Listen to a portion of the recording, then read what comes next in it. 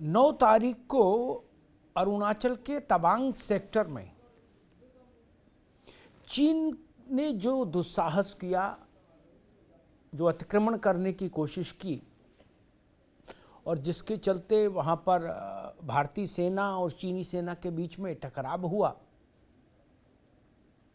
लेकिन भारतीय सेना ने बहादुरी दिखाई, शौर्य का परिचय दिया और चीनी सेना को वापस अपने स्थान पर जाने को मजबूर कर दिया। लेकिन सबसे बड़ा सवाल ये कि बार बार ऐसी स्थिति बनती क्यों है? गलवान के बाद तवांग क्यों हुआ? उत्तर है कि चीन अपनी हरकतों से बाज नहीं आ रहा। शायद हम लोगों ने चीन को समझने में, स्वीकार करने में, उसका जो मूल चरित्र है उसको स्वीकार करने में कहीं कुछ छोड़ दिया।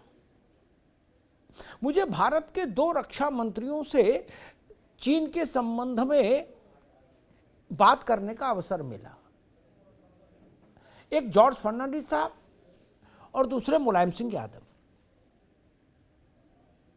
जॉर्ज साहब ने बहुत विस्तार से तर्क के आधार पर यह बताया कि चीन भारत का दुश्मन नंबर 1 क्यों है,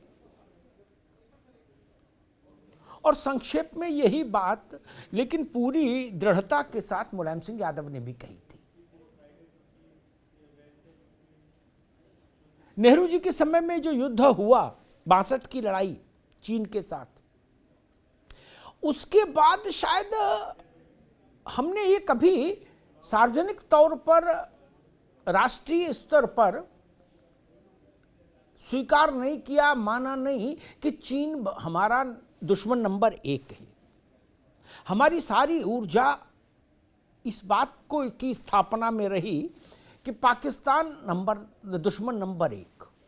मुझे याद है जॉर्ज फर्नांडिस ने मुझसे कहा था कि पाकिस्तान उतना बड़ा खतरा नहीं हो सकता क्योंकि उसमें सामर्थ्य नहीं है, चीन ज्यादा बड़ा खतरा है। अगर उस लाइन को हमने अडॉप्ट किया होता, लेकिन शायद संकोच रहा सरकारों में, उसी के चलते लगातार ऐसी स्थितियां बनती जा रही हैं, चीन का दुस्साहस बढ़ता जा रहा है। ये झड़पें छोटी घटना नहीं है। ये ठीक है, हमारी सेना बहादुर है, हमारी सेना अदम्य साहस का परिचय दिया, सारी बातें ठीक। और ये भी ठीक है कि अब 62 का बाला हिंदुस्तान नहीं है, ये भी ठीक है। तब की स्थितियां दूसरी थी, अब की स्थितियां दूसरी हैं। संसाधन, सुविधा, नेतृत्व की निर्णय क्षमता, तमाम पहलुओं पर हम 62 से बहुत आगे हैं। लेकिन फिर भी चीन को लेकर हमारा राष्ट्रीय मानस बनना ही चाहिए। चीन की विस्तारवादी नीति ज्यादा खतरनाक है हमारे लिए।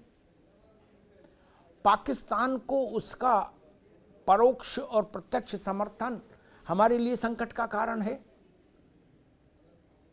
और हमारी उसकी सीमा इतनी जगह से मिलती है कि वहाँ ऐसी गलवान और तवांग जैसी गतिविधियाँ हमारे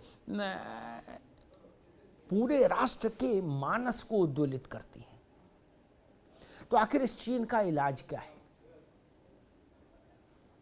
क्या होना चाहिए? भारत चीन रिश्तों को लेकर बड़ा और ठोस फैसला।